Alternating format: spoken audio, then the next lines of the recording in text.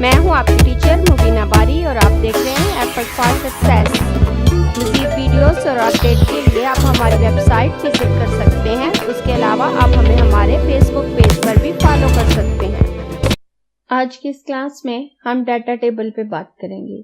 Data tab में what if analysis पे click करें तो यहाँ पे थर्ड ऑप्शन डाटा टेबल का है।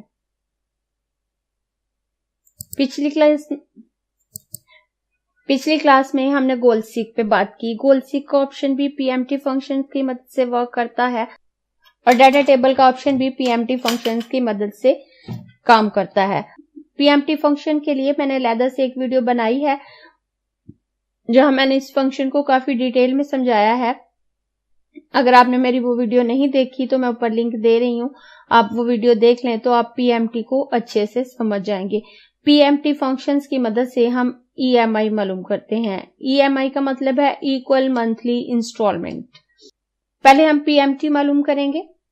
उसके लिए मैं इस सेल को सिलेक्ट करके इक्वल लगाऊंगी और पीएमटी फंक्शन लगाऊंगी। पीएमटी लिखूंगी, ब्रैकेट स्टार्ट करूंगी और उसके बाद हमें वो रेट बताना होता है जिस रेट पे हम लोन ले रहे हैं। हम 8% इंटरेस्ट रेट पे लोन ले रहे हैं तो हम इसको सिलेक्ट करेंगे। ये हमारा ईयरली इंटरेस्ट रेट है, इसलिए हम इसे मंथली में कन्वर्ट करने के लिए 12 से डिवाइड कर देंगे।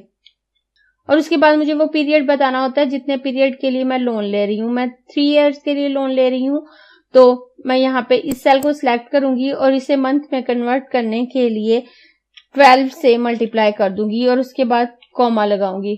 कॉमा लगाने के बाद वो अमाउंट बताऊंगी जितनी अमाउंट का मैं लोन ले रही हूँ।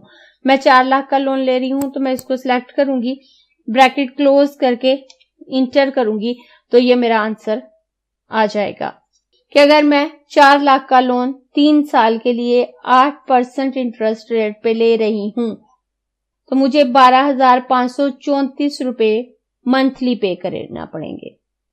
गोल सीक में तो हम देखते हैं ना, अगर हमने अपनी इस अमाउंट को कम करना है, मंथली इंस्टॉलमेंट को कम करना है तो हम कैसे करें। लेकिन अब डाटा टेबल की मदद से हम ये देखेंगे कि 8% इंटरेस्ट रेट पे अगर हमारी अमाउंट ये बन रही है, अगर ये इंटरेस्ट रेट चेंज होता है तो ये अमाउंट क्या बनेगी। अगर मैं यहीं पे चेंज करके इस अमाउंट को 8 की बजाय 9% कर देती हूँ तो आप देखें मेरी अमाउंट रेट खुद बहुत चेंज हो जाएगा। अब मुझे 12,719 रुपए पे करना पड़ेंगे। मैं वापस इसे अगर चेंज करके 8% कर दूं तो मेरी अमाउंट वापस 12,534 रुपए हो जाएगी। अब मैं ये देखना है कि मैं 5% इंटरेस्ट रेट पे मेरी मंथली इंस्टॉलमेंट कितनी बनेगी, 6% पे कितनी बनेगी, यानी कि डिफरेंट परसेंटेज मेरी इस लोन अमाउंट पे क्या इफेक्ट डालेगा। यहाँ मैंने 5 से 15% तक परसेंटेज लिखी है। अब पहले हम सिंगल वेरिएबल डाटा टेबल देखेंगे कि सिर्फ एक वेरिएबल में होने वाली तब्दीली हमारे मंथली इंस्टॉलमेंट पे क्या इफेक्ट डालेगी और वो एक वेरिएबल हमारा इंटरेस्ट रेट है। मैं अपने इस सेल को सिलेक्ट करूंगी और उसके बाद यहाँ इक्वल लगाऊंगी। इक्वल लगा के इस सेल को सिलेक्ट करूंगी कि मेरा ये वाला सेल इस सेल के इक्वल है। आप देखिए यहाँ C7 आ गया। उसके बाद मैं इस लाइन पे आकर क्लिक करूं तो ये सिलेक्शन खत्म हो जाएगी और जैसे ही मैं बाहर क्लिक करूंगी तो मेरी यही वाली अमाउंट यहाँ आ जाएगी।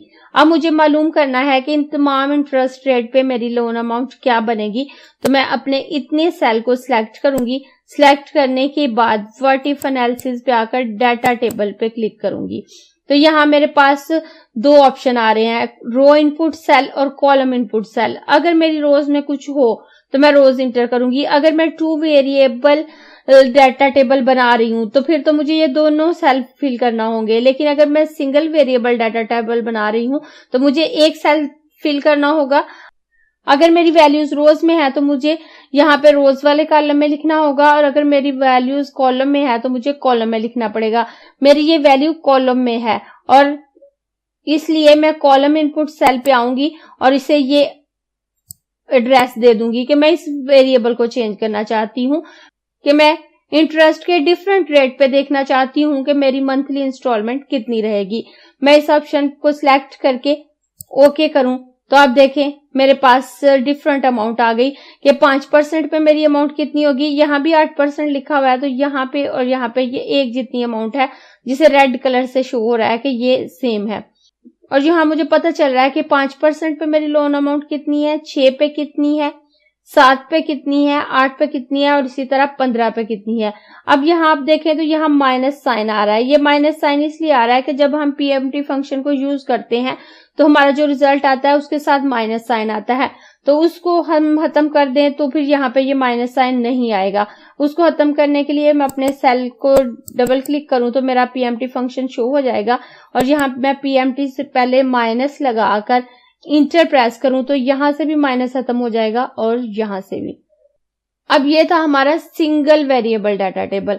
अगर हमें 2 वेरिएबल डाटा टेबल बनाना है कि हमारी 2 वेरिएबल में होने वाली चेंजिंग क्या अफेक्ट करेंगी। अगर जस्ट हमारा इंटरेस्ट रेट चेंज होता है तो हमारी मंथली इंस्टॉलमेंट ये डिफरेंट रहेगी। उस तरह से हम 2 वेरिएबल में देखते हैं कि अगर हमारी परसेंटेज चेंज हो तो क्या इफेक्ट होगा, और अगर हमारी लोन अमाउंट चेंज हो तो क्या होगा। यहाँ मैंने 4 लोन अमाउंट लिखी हैं, 3 लाख, 4 लाख, 5 लाख, 6 लाख, कि अगर मेरी लोन अमाउंट चेंज होती है तो किस परसेंटेज पे कितनी लोन अमाउंट की मंथली इंस्टॉलमेंट कितनी बनेगी। तो उसके लिए हम वही प्रोसेस करेंगे। मैं इस सेल को सिलेक्ट करूंगी, सिलेक्ट करके इक्वल लगाऊंगी, इक्वल लगा के अपने इस सेल को सिलेक्ट करूंगी जो मेरा ईएमआई वाला सेल है, और उसके बाद इसकी सिलेक्शन को खत्म करने के लिए अपने माउस का कर्सर लाइन पे लेके आऊंगी, और जब इसके एरो थिन हो जाएंगे तो मैं इस पे क्लिक करूंगी तो इसकी सिलेक्शन खत्म हो जाएगी। और उसके बाद जैसे ही मैं बाहर क्लिक करूंगी तो जो अमाउंट यहाँ है वो यहाँ आ गई। अब मैं इस तमाम टेबल को सिलेक्ट करूंगी, सिलेक्ट करने के बाद व्हाट इफ एनालिसिस पे आकर डाटा टेबल पे क्लिक करूंगी। अब मेरा ये 2 वेरिएबल डाटा टेबल मैं बना रही हूं तो मुझे इन दोनों सेल को फिल करना है। रो इनपुट में मेरी रोज में कौन सी वैल्यू है, जो मेरी लोन अमाउंट है, तो मैं इसको सिलेक्ट कर लूंगी, और मेरे कॉलम इनपुट में मेरी कौन सी वैल्यू आ रही है, ये वाली आ रही है, इसको सिलेक्ट कर लूंगी। सिलेक्ट करके ओके करूं तो आप देखें ये मेरा टेबल सेकंड्स में तैयार हो गया। अब मुझे पता चल रहा है कि अगर मैं 6% इंटरेस्ट रेट पे 3 लाख लोन की मंथली इंस्टॉलमेंट कितनी बनेगी, 4 लाख लोन की कितनी बनेगी, 5 लाख लोन की कितनी बनेगी, 6 लाख की कितनी बनेगी। उसी तरह से अगर 12% इंटरेस्ट रेट है और 3 लाख लोन अमाउंट है तो ये अमाउंट बनेगी। इस तरह से इस टेबल की मदद से हम ये देख सकते हैं कि हम कितनी मंथली इंस्टॉलमेंट पे कर सकते हैं, उसी के मुताबिक हम लोन लेते हैं और उतने ही परसेंट इंटरेस्ट रेट पे लोन लेते हैं। इंटरेस्ट रेट तो बैंक ने खुद तय करना होता है, वो हमारी मर्जी से तय नहीं होता, लेकिन different bank different interest rate offer कर रहे होते हैं, इनमें थोड़ा बहुत फर्क होता है।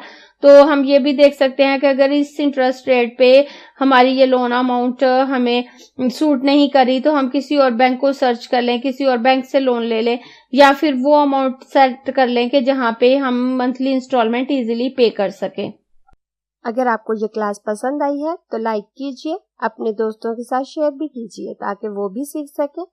आप अपने क्वेश्चंस और व्यूज नीचे कमेंट बॉक्स में लिख सकते हैं, और अगर आपने चैनल सब्सक्राइब नहीं किया तो प्लीज सब्सक्राइब कीजिए ताकि आपको आने वाली वीडियोस का नोटिफिकेशन फौरन से मिल सके।